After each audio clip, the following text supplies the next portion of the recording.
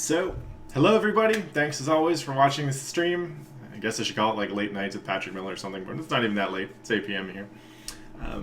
But yeah, as always, thanks for watching. Today, I'm going to be talking a little bit about creativity in fighting games, and kind of what it's like to feel creativity in your play, right? And then we'll go into a little bit of Rising Thunder stuff. I'm gonna just kind of walk through the basics of Crow as a character, talk a little bit about his game plan, because I think he's a character that some people have a hard time wrapping their brain around sometimes. And then everything goes smoothly. I'll take Crow on some ranked games. Cool. So first, let's start talking about creativity in fighting games.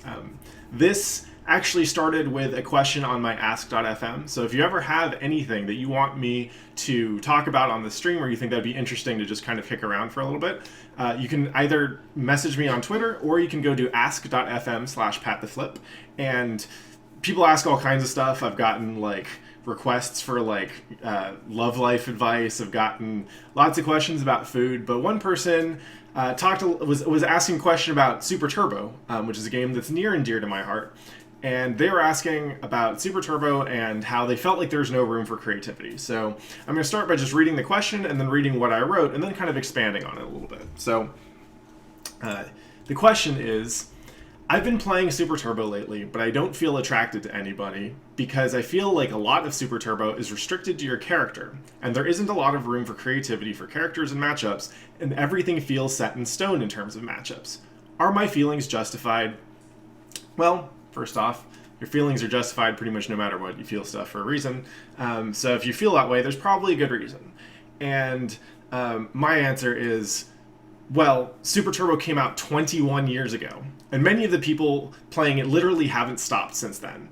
I wouldn't say that there's no room for creativity, but you do have 21 years of dedicated people playing and learning to catch up on before you get to do something new, and you have fewer tools relative to newer games to do that something new. But I think that's the beauty of Super Turbo. I love it because all the information needed to learn any given matchup is out there, and anyone who wants to can sit down and learn it and get on Fightcade and start wrecking shop. The discovery phase of a new fighting game is fun, but I don't feel like we're really playing a fighting game until both players in a match understand the game the way that Super Turbo players understand Super Turbo.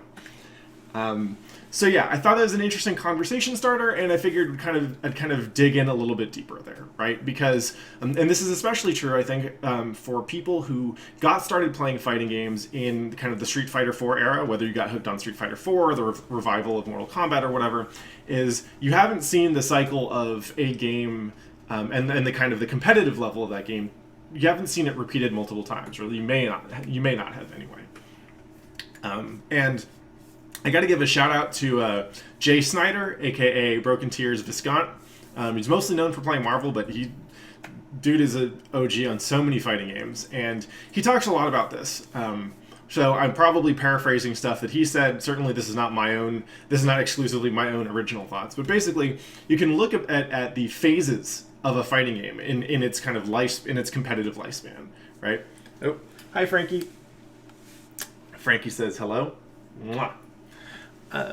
So you can look at a game in terms of kind of a certain predictable cycle, a life cycle, a competitive life cycle. The first is usually from release. I would say it's what I call the discovery phase, and there it's a new game, or relatively new. The possibility space is not that well explored. And so creativity there lies mostly in finding out what's really good, or what's really cool, or what's really fun, where it's stuff that no one else is doing, right? Or stuff that no one else has found yet, or maybe other people have found it, but they haven't popularized it, right? So players who tend to be really good at this, Tragic, aka Ben Curitan, he's another fighting game OG from back in the day, and he's worked in the game development for a while now. He's usually kicking around random kind of combat designer gigs.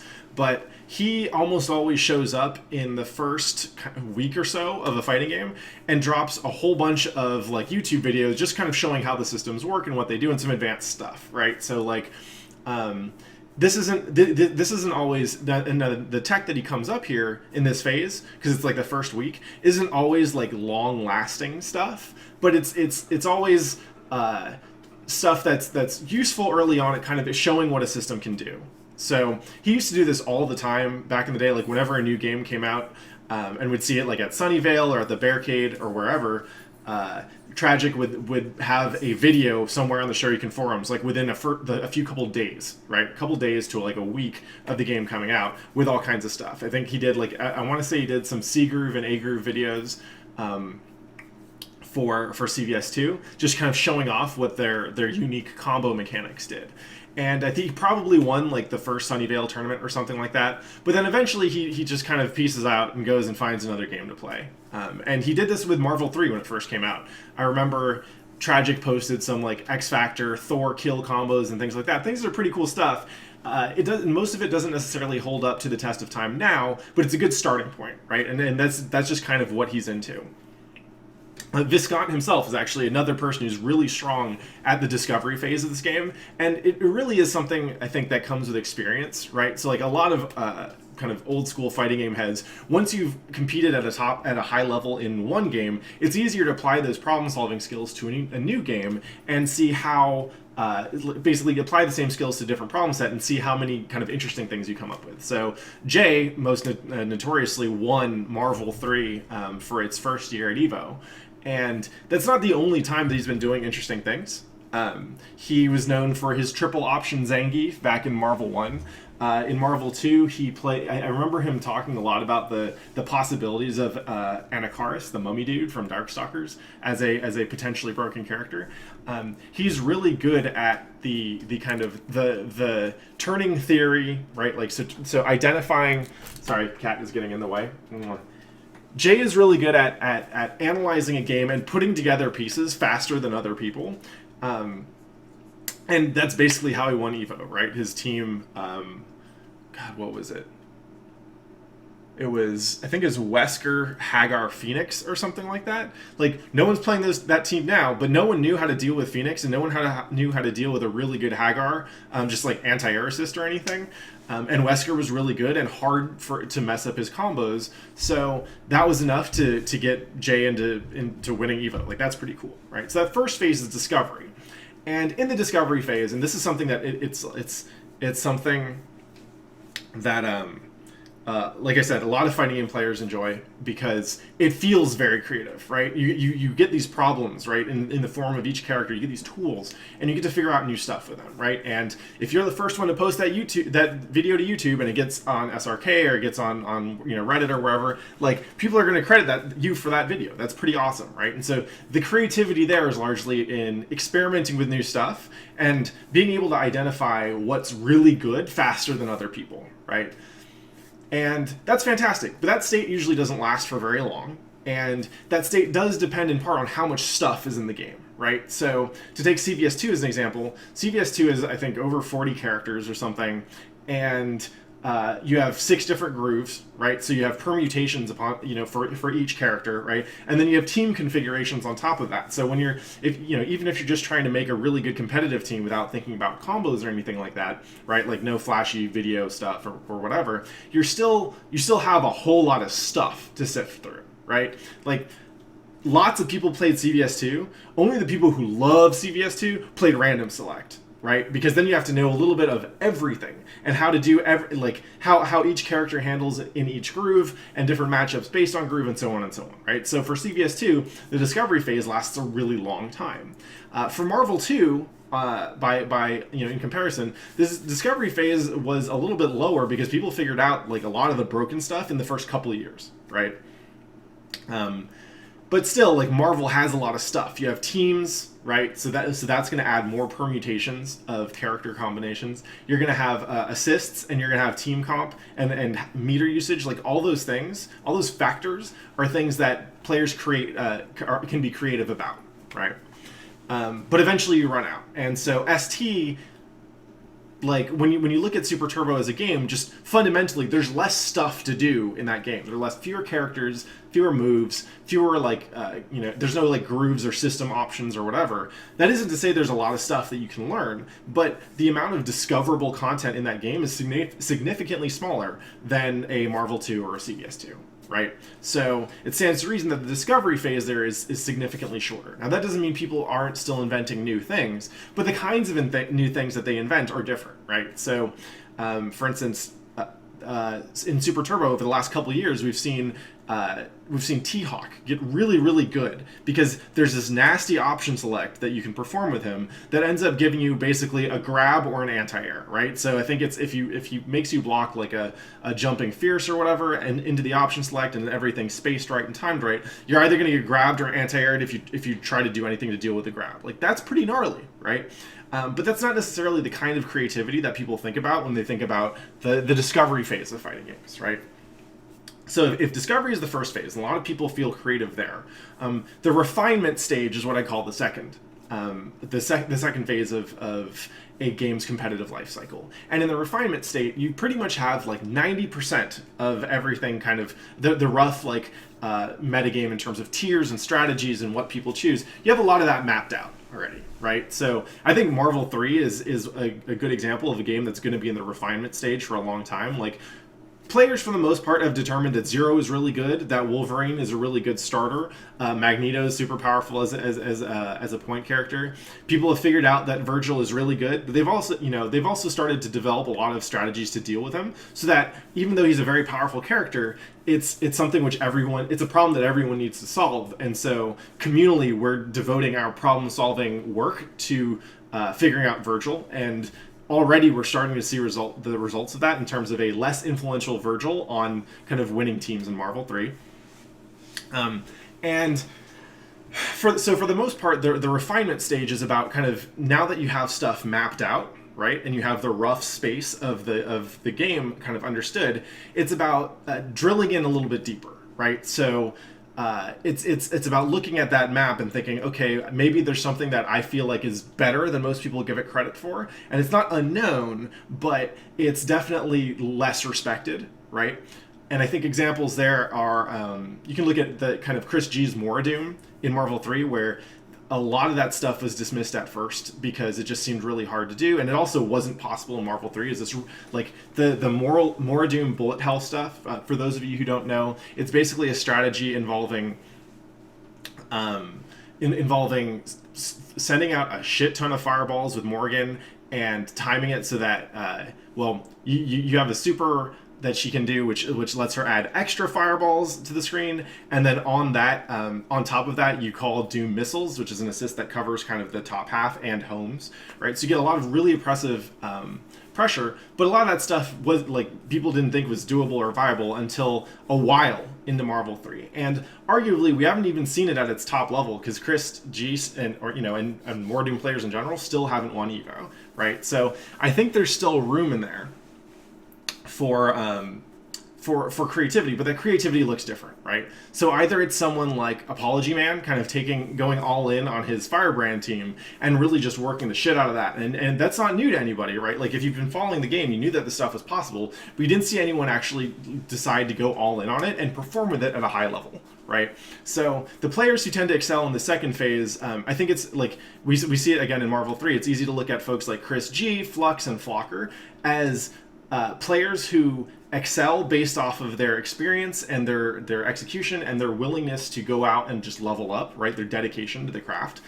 And the creativity there is more in kind of picking, like, choosing the right team and getting it to rock with you and take you all the way to finals or whatever, right? So Chris G was not the first Mordoom player. Flux and Flocker were not the first Zero players, and they weren't the players who really like invented a lot of stuff you do with Zero, but they were the ones that kind of put him on the map, right? Like, how many of y'all still remember watching Mihei Zero? Because that was the first Zero that a lot of people kind of took notice of and thought, hey, like, this character's up to something. He seems like he might be capable of some bullshit, right? And then Mihei went off to go play like Ragnarok Online or whatever it was. I don't remember. But the point being that Mihei was arguably the dude who kind of first put a lot of the Zero tech on the map, and he wasn't even the only one to do that stuff, but he was kind of one of the first guys that we really started seeing do cool Zero stuff. But now when you think of a good Zero player, you think of guys like Flux and Flocker, right? So the refinement stage is largely about like you look at the tools that other people have kind of brought to the brought to the surface, and you make your bets and you think, okay, I think this is actually the good one, right? So it's more in in terms of the creativity is in analyzing a somewhat known space and figuring out how to use your time to kind of research the niche counter stuff, right? Like learning how to play Rocket Raccoon or whatever, or assembling the right components from known strategies to and thinking, oh, this is what I can do better than anyone else, right? It's a different kind of creativity. The third stage that I would point to in a competitive game's life cycle then is what I call the end game, right? And that is the state where I would argue that Super Turbo's in. It's also a state where something like Dive Kick, you get to see it. You get to see the end game in Dive Kick very, very soon, just because the game is somewhat solvable, right? Like you can map matches out in terms of like, oh, what do I do in the first couple seconds? What do I do at this range or this range or this range? Because everyone has comparatively few options compared to a kind of full control fighting game like Super Turbo or Rising Thunder or whatever, right? So the end game state is when the game is probably like 99% mapped out, right? And I say 99% because it's kind of hard to know if we ever truly know or if we ever truly know a fighting game. I'd say it's not really possible to solve a fighting game per se, but at the end game, creativity in the end game state is more about playing against the player, and your personality, the way you express it, is not just in terms of who you pick, but how you play them, right? And this is something that I think Smash Brothers Melee, you see a lot of that, right? Like there's not necessarily a whole lot of new stuff coming out for that game, but what people are realizing is that the way you play a character and the decisions you make while playing, any of the cast, like there are so many different options on what you can do and how you can use their tools to solve the problem of your opponents, who are also dedicated and have been playing for a long time, right? That you look at a Marth or a Fox or whoever, and if you're really good, you can see that person in the way they play it, right? This is also, I think, this is where I place a lot of kind of just really, really great fighting game players. People like John Choi, people like Daigo, and even if you look at like Kazunoko, who just won Capcom Cup. These are all guys who, especially Choi and Daigo, they like it almost looks like they're playing the same game no matter what fighting game they're playing, and it's pretty scary. But it's because they've found characters that let them kind of reduce a fighting game down to its essence, right? And then for them, the game is a known quantity, right? And so the only question left is, how is the player that you're up against going to play, right? No longer is it necessarily a mismatch of I've got these tools and he's got these tools, so we'll see how the two overlap, and if my tools are better than his, then I win. It's more like I've got my tools which let me compensate for certain weaknesses and magnify certain strengths in myself, right, in my brain. So whoever I'm controlling in a fighting game is like a tool that my brain and my hands are controlling, and I want to pick a character that I think lets me learn the most about my opponent, or that lets me end it before before they can learn anything or whatever, right? That's the state in which I personally find the most gratifying fighting game experiences are, because that's when I get to understand more about who you are, besides, you know how to deal with zero or you don't know how to deal with zero, right? That said, it's that's not for everybody, and I think that's fine, right? So to circle back to kind of this original question, like people find different things entertaining in fighting games. Some people just like playing a new game and seeing how it works, right? They like the exploration phase the most, and once they've explored, they'll look around and see, so I think this is the stuff that'll do really well, and think this is the stuff that'll do really well 3 years from now or whatever. That's great. I don't actually have to do it myself. The part that I found gratifying was just the part where we're kind of like opening the presents for the first time and seeing who got like who got like better loot, right? Some people are about that second phase, right, where it's you're not the day one tech video dude, but you're the guy who spends years on learning a matchup or on learning a character, and then wants to share that craft with other people, and that's pretty cool too, right? So a lot of character loyalists tend to prefer kind of the refinement stage, because I think that's where that kind of dedication pays off, right? And then the end game state, it's almost like this chess gets thrown around as an analogy or as a comparison for all kinds of games too often. But the nice thing about chess is that all your pieces are on the board. And that's kind of how I feel about like fighting games in their endgame state, is that there are no secrets in terms of what you can do. The only secrets are what you will do, right? And what your opponent will do. And that to me is the most fun part. Ironically, I hate chess as a game. I'm just not that good at it, and I haven't really had fun playing it. But fighting games that feel like known quantities, I tend to prefer overall. I'm not the most creative player when it comes to innovating with new tech or like, devoting myself to super tough matchups and characters. But I am someone who likes learning how to play against people. And that's kind of the way I play, is if I play you and I beat you, I want to be able to beat you like 8 times out of 10, right? I don't want to just kind of trade games because I got lucky or because we were kind of making, because I played some stuff that took you a while to adapt. I want both of us to know the matchup, because it's not fun to me if one person doesn't know the matchup. So yeah, with those 3 states, then like I think it's totally okay to like whatever you want. And also, like, I love Super Turbo, but I don't expect everyone to love Super Turbo, right? Because we all love different things about fighting games. So I don't think that, whether to the original asker, whether you feel justified about feeling restricted in ST or not depends largely on kind of what you personally find gratifying in fighting games. And, if anything, I think it's learning how to play ST and then deciding it's not for you is one of those things where, like, it's a good experience, right? The one thing about playing ST is that it will make you better at pretty much every fighting game, just because you have to drill down and boil down the fundamentals. Like, I recommend playing ST for at least a couple weeks every year.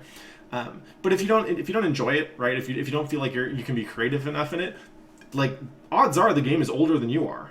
So, at least judging on, based on who follows me on Twitter and so on, like, educated guess. But 21 years, that's like, ST is old enough to drink. That's pretty crazy.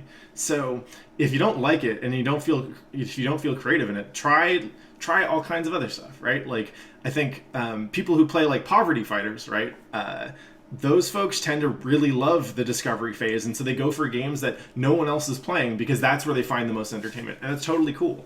I think you also don't need to feel like you shouldn't feel obligated to give a shit about the big games in competition unless competing against the best on the biggest spotlight is a core part of what you enjoy for fighting games. And I think what most people find is that given a long enough time in fighting games, that center stage is not core to the way you enjoy it, right?